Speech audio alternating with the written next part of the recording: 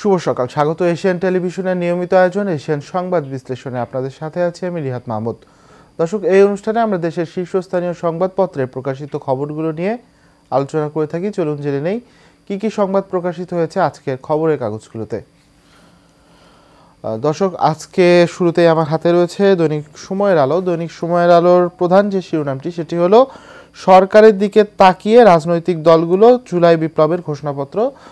দর্শক, বৈষম্য বিরোধী ছাত্র আন্দোলন এবং জাতীয় নাগরিক কমিটি গত 31 ডিসেম্বর কেন্দ্রীয় শহীদ মিনারে জুলাই বিপ্লবের ঘোষণাপত্র পাঠ করার যে কার্যক্রম দিয়েছিল সেইটি থেকে তারা সরে আসে, কিন্তু সরকারের তার আগের দিন 30 ডিসেম্বর বলে যে সরকার অন্তর্বর্তী সরকার সকল রাজনৈতিক দলকে নিয়ে এবং এই জুলাই বিপ্লবে যারা অংশগ্রহণকারী সকলের মতামত নিয়ে একটি ঘোষণাপত্র তৈরি করবে। তো সেই বিষয়টি নিয়েই প্রধান সংবাদটি তারা করেছে, প্রধান শিরোনাম সেটি।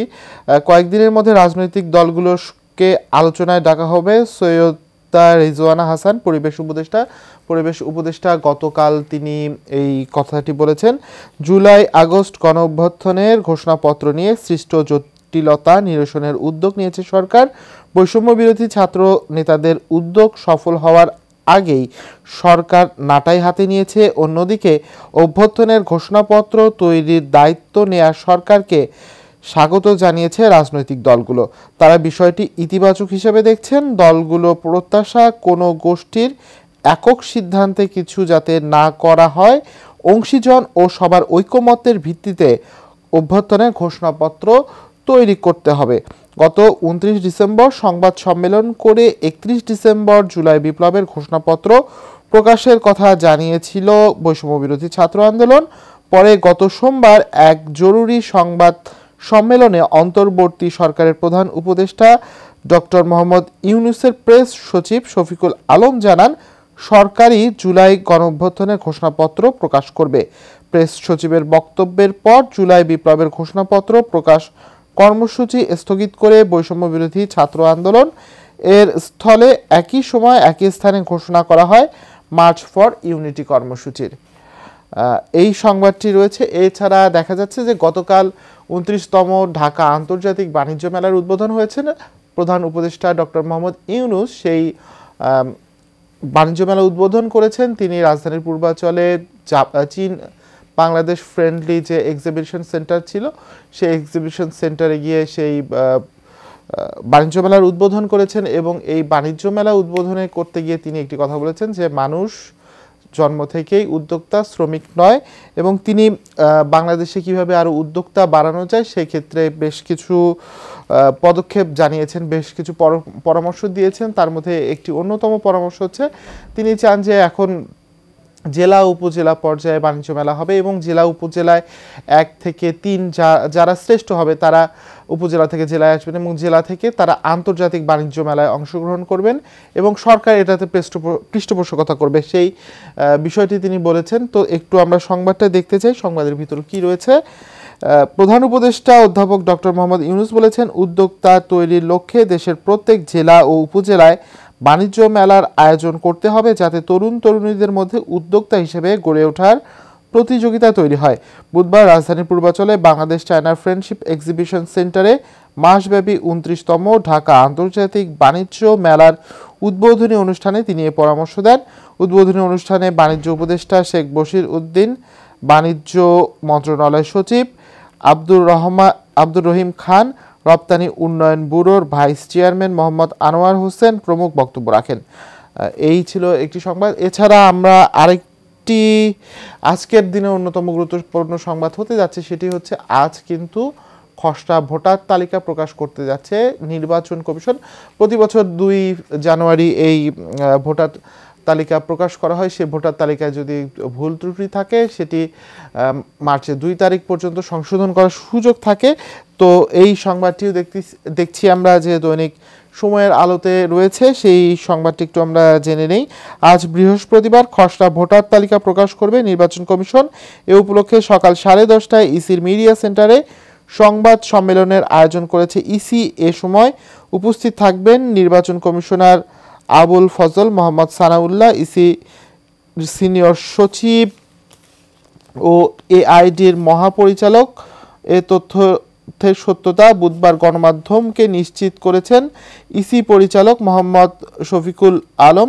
এর আগে ইসি সচিবালয়ের পরিচালক শরীফুল আলমের সই করা এক সংবাদ বিজ্ঞপ্তিতে বলা হয়, আগামী 2 জানুয়ারি খসড়া ভোটার তালিকা প্রকাশ করা হবে। যাদের জাতীয় পরিচয়পত্রে ভুল আছে তারা জরুরি ভিত্তিতে আগামী 2 জানুয়ারির আগেই সংশ্লিষ্ট উপজেলা বা থানা নির্বাচন অফিসে গিয়ে ভুল সংশোধন করার জন্য অনুরোধ করা যাচ্ছে। ভোটার তালিকা আইন 2009 অনুসারে কম্পিউটার ডাটাবেস সংরক্ষিত বিদ্যমান সব ভোটার তালিকা প্রতি বছর 2 জানুয়ারি থেকে 2 মার্চ পর্যন্ত নির্ধারিত পদ্ধতিতে হালনাগাদ করা হয়। 2 মার্চ জাতীয় ভোটার দিবসে হালনাগাদ চূড়ান্ত তালিকা প্রকাশ করা হয়। এই সংবাদটি রয়েছে। এছাড়া গতকালকের আরেকটি গুরুত্বপূর্ণ সংবাদ ছিল যে বছরের প্রথম দিন কিন্তু অনেক শিক্ষা বই দেওয়া হয়। বিগত সময় দেখা গেছে বই উৎসব করে এই শিক্ষার্থীদের হাতে বই তুলে দেওয়া হতো এবং সব বই তুলে দেওয়া হতো, কিন্তু এবছর কিছুটা ব্যতিক্রম হয়েছে, কারণ রাজনৈতিক প্রেক্ষাপট এবং কিছু জটিলতার কারণে কিন্তু সব শিক্ষার্থী সব বই হাতে পাননি গতকাল। তো সেই সংবাদটি রয়েছে। নতুন বই বিতরণ, পেয়ে উচ্ছ্বাস না পেয়ে আক্ষেপ। বইয়ের কাগজ ও ছাপার মান ভালো, 30 কোটি বই ছাপার কাজ চলমান।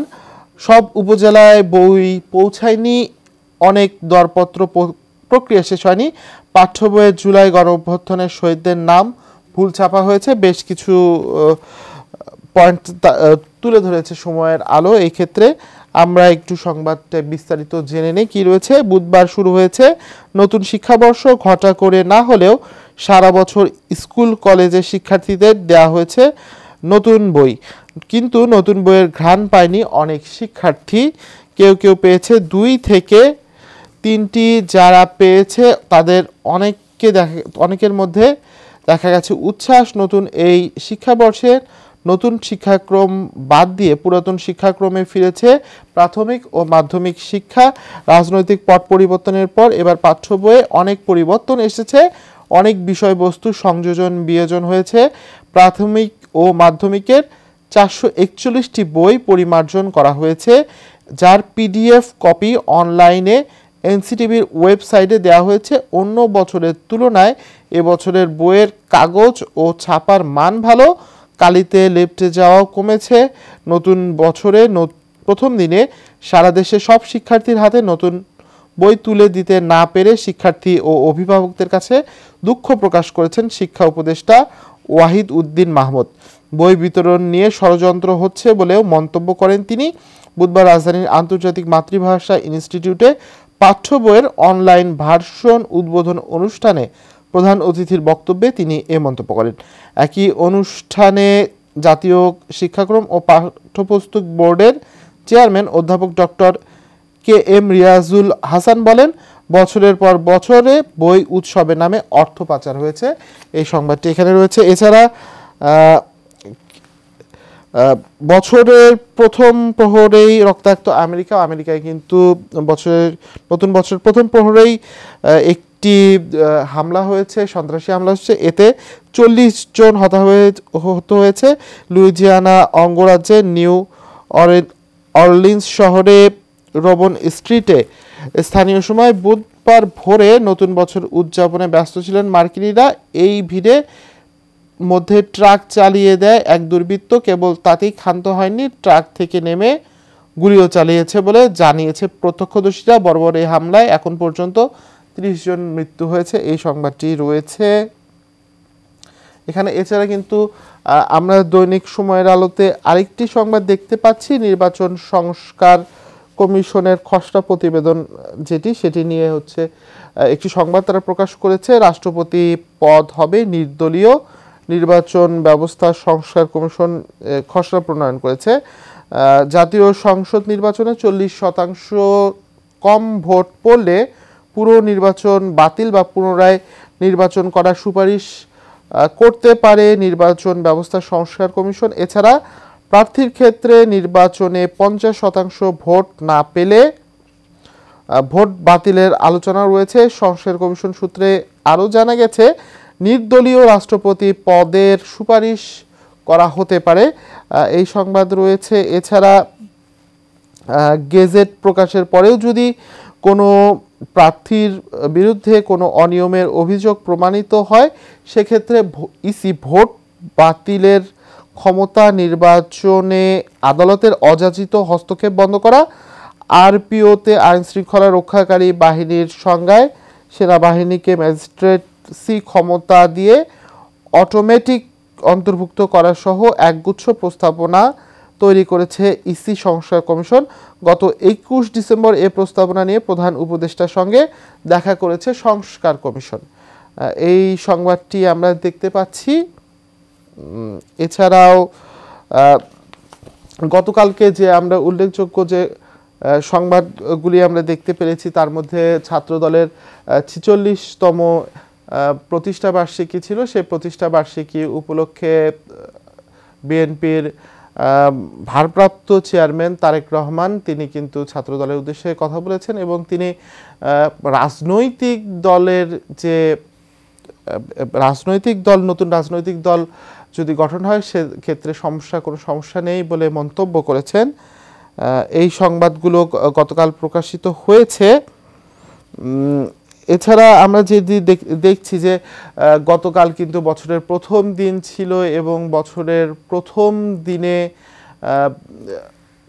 31st নাইটে দেখেছি যে বেশ কিছু বিশৃঙ্খলা হয়েছে, যেমন আতশবাজি এবং ফটকা ফোটানো নিষিদ্ধ থাকা সত্ত্বেও কিন্তু দেখেছি অনেকে আতশবাজি এবং ফটকা ফোটানোর মতো ঘটনা ঘটেছে এবং এ নিয়ে বেশ 3 জনের মতো শিশু দগ্ধ হয়েছে। এই সংবাদটিও আমরা পেয়েছি। দৈনিক দেশ রূপান্তরের প্রধান শিরোনাম বিদ্যুৎ জ্বালানির বাহাবা প্রকল্প। এটিতে মূলত বিদ্যুৎ ও জ্বালানি ক্ষেত্রে যেসব প্রকল্প নেওয়া হয়েছিল, যেসব প্রকল্পের মাধ্যমে দুর্নীতি করা হয়েছিল, সেই সব প্রকল্প নিয়ে একটি সংবাদ আমরা যেটি দেখেছি। এখানে দেখা গেছে যে হচ্ছে 1000 কোটি টাকার গ্যাস লাইন ও সরঞ্জাম কাজে আসছে না, বিদেশি ঋণের ফাঁকে ডুবতে বসেছে জিটিসিএল এবং অপ্রয়োজনীয় বিদ্যুৎ প্রকল্পে বছরের পর বছর ক্যাপাসিটি চার্জ দিতে হচ্ছে। এই সংবাদটি রয়েছে এইখানে এইটি। এছাড়া এখানেও আমরা দেখতে পাচ্ছি যে গতকাল বছরের প্রথম দিন বই পায়নি অনেক শিক্ষার্থী, সেই সংবাদটিও রয়েছে। এবং আমরা আরেকটি সংবাদ দেখতে পাচ্ছি, সেটি হচ্ছে প্রফেসর ডক্টর মোহাম্মদ ইউনুস প্রধান উপদেষ্টা তিনি যে গতকাল আন্তর্জাতিক বাণিজ্য মেলা উদ্বোধন করেছেন, সেই উদ্বোধনের সংবাদটি রয়েছে। তার কোট করা হয়েছে যে মানুষ মাত্রই উদ্যোক্তা, শ্রমিক নয়, সেই কোটটি করা হয়েছে। এছাড়া দেখতে পাচ্ছি যে বিএনপির ভারপ্রাপ্ত চেয়ারম্যান তারেক রহমানের একটি উক্তি রয়েছে, নতুন দল সৃষ্টিতে বিচলিত হওয়ার কিছু নেই। বিএনপির ভারপ্রাপ্ত চেয়ারম্যান তারেক রহমান বলেছেন, দেশের প্রয়োজনে নতুন দল সৃষ্টি হোক, এতে বিচলিত হওয়ার কিছু নেই। রাষ্ট্রের প্রয়োজনে যে কোনো সিদ্ধান্ত স্বাগত জানায় বিএনপি। যারা জনগণের মুখোমুখি হতে ভয় পায় তারাই নির্বাচন আয়োজনে বাধা সৃষ্টি করতে চায়। গতকাল বুধবার বিকেলে রাজধানীর ইঞ্জিনিয়ার্স ইনস্টিটিউশনে ছাত্রদলের 46তম প্রতিষ্ঠা বার্ষিকীতে এই কথা তিনি বলেছেন। এই সংবাদটি এখানে রয়েছে। এছাড়া আরও কিছু সংবাদ দেশ রূপান্তরে রয়েছে, যেমনটি রয়েছে বিশৃঙ্খলা আকাশে শৃঙ্খলা মাটিতে 31st উদযাপন নিয়ে এই সংবাদটি প্রকাশিত। নিরাপত্তা যোদ্ধাদের বারবার সতর্কতার পরেও খ্রিস্টীয় বর্ষবরণ উদযাপন হয়েছে, অনেকটা অরাজকতা ঘটেছে, মৃত্যুর মতো ঘটনা। গত মঙ্গলবার শেষ রাতে ফানুস উড়ানো,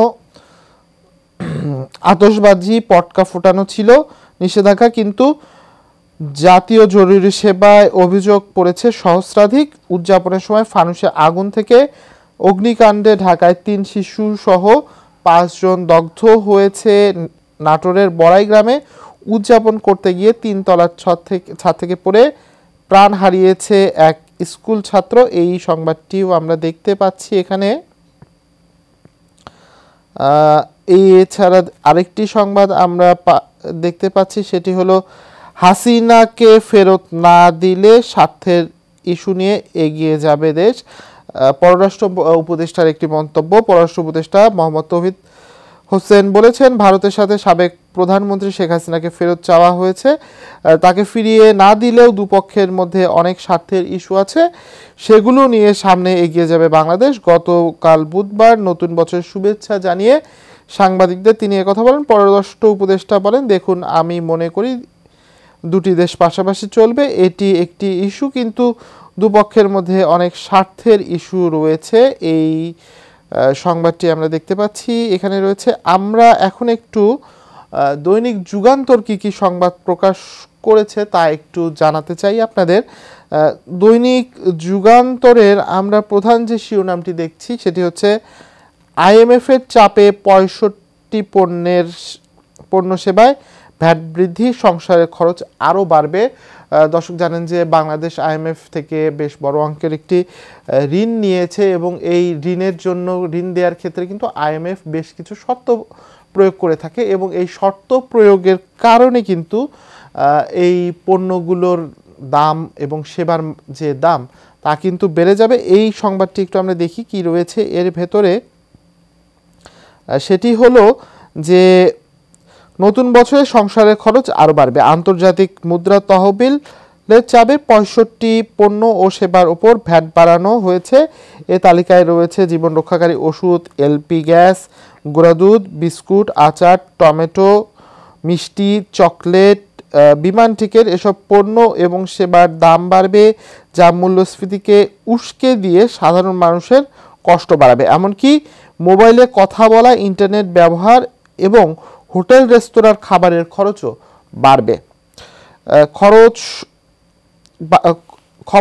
খরচ যেহেতু বাড়বে, এটি আসলেই সাধারণ মানুষের জন্য একটু কষ্টকারী হবে, সেই সংবাদটি এটি রয়েছে। এছাড়া আমরা পাশে দেখতে পাচ্ছি যে বিএনপির অঙ্ক সংগঠন ছাত্র দল, সে ছাত্র দলের 46তম প্রতিষ্ঠাবার্ষিকী গতকাল ছিল। সেই প্রতিষ্ঠাবার্ষিকীতে বিএনপির ভারপ্রাপ্ত চেয়ারম্যান তারেক রহমান কথা বলেছেন। জনরায়ের ভয়ে নির্বাচন নিয়ে বিভ্রান্তি ছড়াচ্ছে, সেই সংবাদটি রয়েছে। এর আগে আমরা এই বিষয়টি নিয়ে আলোচনা করেছি। রিপোর্ট জমা হবে আজ অথবা কাল, 17 বছরের ভোটার করার সুপারিশ থাকছে না, নির্বাচন ব্যবস্থা সংস্কার কমিশনের একটি সংবাদ যুগান্তরকেও আমরা দেখছি প্রকাশ করেছে। 17 বছরে বাংলাদেশি কোনো নাগরিককে ভোটার তালিকায় অন্তর্ভুক্তর সুপারিশ করবে না নির্বাচন ব্যবস্থা সংস্কার কমিশন। কমিশনের সদস্যরা মনে করছে ভোটার হওয়ার বয়স কমানোর বিষয়টি সংবিধানের সঙ্গে জড়িত, তাই এই বিষয়ে সংবিধান সংস্কার কমিশন তারা প্রস্তাব করবে। এই ঘটনাটি 17 বছরের ভোটার করার সুপারিশটি, এটি কিন্তু প্রধান উপদেষ্টা ডক্টর মোহাম্মদ ইউনূস কয়েকদিন আগে করেছিলেন একটি সম্মেলনে, তিনি অনলাইন বক্তৃতা দিয়েছেন, সেখানে তিনি করেছিলেন। তারপর থেকে অনেকে এই বিষয়টি নিয়ে আলোচনায় আসে। ইসির জবাবদিহিতা, সর্বদলীয় সংসদীয় কমিটি গঠন, তফসিলের পর নির্বাচন বাতিলের ক্ষমতা ফিরছে, না ভোটের বিধান যুক্ত করার প্রস্তাব রয়েছে, আরপিও, সংসদীয় আসনের সীমানা এবং ভোটার তালিকা সহ বেশ কয়েকটি আইন এবং বিধিতে সংশোধনের সুপারিশ করবে, সেই সংবাদটি আমরা এখানে জানতে পেরেছি। এছাড়া আরেকটি সংবাদ আমরা দেখতে পাচ্ছি, বড় শিল্পে ঋণ বিতরণ নীতিমালা শিথিল। এই সংবাদটা একটু দেখা উচিত। বড় উদ্যোক্তা বা বড় শিল্প গ্রুপের নামে নতুন ঋণ বিতরণ বা আগের ঋণের সীমা বাড়ানোর ক্ষেত্রে নীতিমালা শিথিল করেছে বাংলাদেশ ব্যাংক। গ্রুপ বা কোম্পানির দায় দেনা সম্পর্কে আগে থেকে অডিট প্রতিবেদনের ভিত্তিতে নতুন ঋণ নেওয়া যাবে বা ঋণের সীমানা বাড়ানো যাবে। একই সঙ্গে খেলাপি ঋণ থাকলে সেগুলো নবায়ন করা যাবে। দর্শক, এশিয়ান সংবাদ বিশ্লেষণে আমরা শেষ পর্যায়ে চলে এসেছি। আজকে আমরা যেটি দেখতে পেরেছি, বেশিরভাগ ক্ষেত্রে যে সংবাদটি রয়েছে সেটি প্রধান উপদেষ্টা ডক্টর মোহাম্মদ ইউনূস গতকাল ঢাকা আন্তর্জাতিক বাণিজ্য মেলার উদ্বোধন করেছেন। নতুন শিক্ষাবর্ষ গতকাল থেকে শুরু হয়েছে, কিন্তু বেশিরভাগ শিক্ষার্থী সব বই পায়নি, সেই সংবাদটি রয়েছে। এবং গতকাল বিএনপির অন্যতম সংগঠন ছাত্র দলের 46তম প্রতিষ্ঠাবার্ষিকী হয়েছে এবং সেই প্রতিষ্ঠাবার্ষিকীতে বিএনপির ভারপ্রাপ্ত চেয়ারম্যান তারেক রহমান কথা বলেছেন এবং তিনি যেটি বলেছেন যে নতুন দল আসলে তাতে ভীত হওয়ার কিছু নেই। যারা জনবিচ্ছিন্ন এবং জনরায় যারা চান না, যারা জনরায়কে ভয় পান, তারাই নির্বাচন নিয়ে বিভিন্ন আলাপ আলোচনা করছেন এবং নির্বাচন পেছানোর চেষ্টা করছেন। দর্শক, এশিয়ান সংবাদ বিশ্লেষণ আজ এ পর্যন্তই। আগামীকাল আবার একই সময়ে দেখা হবে। ততক্ষণ সবাই সুস্থ থাকুন, ভালো থাকুন। এশিয়ান টেলিভিশনের সঙ্গে থাকুন।